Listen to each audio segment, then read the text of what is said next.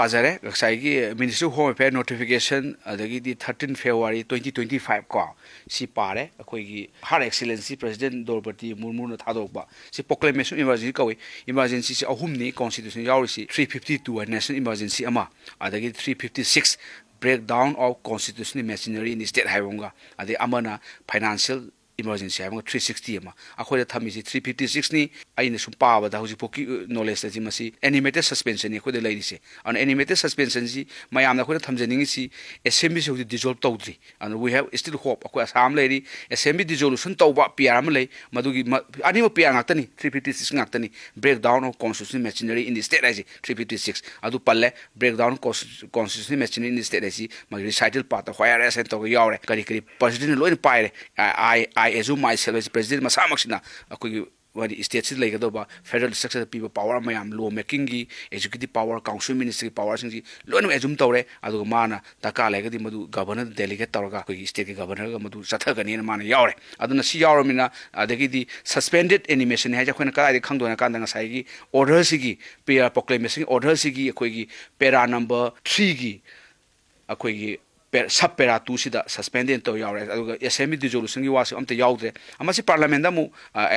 fam to duin he approve to duini within the 2 months akoina law se pajabada law ide ko sam sam pajabana te case pa da yaure si constitution yaudre and SR Bomai against Union India hadana 1994 ki just mapan held to ba I hid yaure in kuni selini it should be provided that until both houses of parliament approve the proclamation on issue under clause 1 of article 356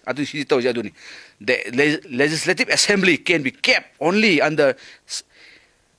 animated suspension hay sigi directly to SR Bomai iba ruling do yaw pera direct yaw aduna di we should think that this is a suspend animation ni tawdabu suspend animation ji thang bada thani ana 2 months gi manungda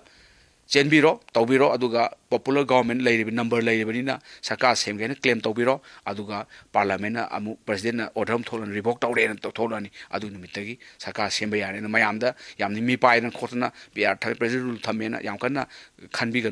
Kangadobani, the Wodabu. Si meantime ako'y moy mari mga thok na ay saka semni taw siya masi topiraga amaka consensus oibiro hay na tra hangsi na tra masem maro si marungda saka ama sembiraga praja singti tangdu leita na ako'y hujik leiriba riekna bana ako'y da war of aggression tawriba genocide campaign tawriba ethnic cleansing tawriba masi kanba ngamba adumba lebak ningba saka ama soidana purpung ngamsanu na ako'y asa tawri adu soiragadi sida ako'y na animated suspension leirima sida ako'y saka ama semge claim taw ngamdraba majority proof taw ngamdraba assembly da adu tagadi ngasai dissolution house laga thataruk matam pirakan election commission of India da akoi article 324 ki makhala akoi fresh mandate lawrin tor kani mako adu ga de akoi awab obe aduna aina khambada akoi yamun na thaba khalaga akoi MLA hujik MLA si suspend animation ji law making power ka kam lero maming oina akoi koma lebadu maina thamdoi ne bako haidi ya harbination haidana jiba gumba kai gumana magi makon tumina kullaga kam tawdawdo activity kam tawdo aduni masi kanji haragadi yam thuba consensus ama lakpiro leader ba khanbiro majority command to party duna aduga governor the claim to wero kaino governor city my discretion power lay under article 163 matungina governor shall appoint chief minister haibu yawmina governor na soidana discretion power sinaga pa da yes I appoint you chief minister and prove your majority in the floor of the house and harakane adugi potu tawhalasi hai wakhalun je thame aduna ain khambada akoi masi chathabana chumbran khanje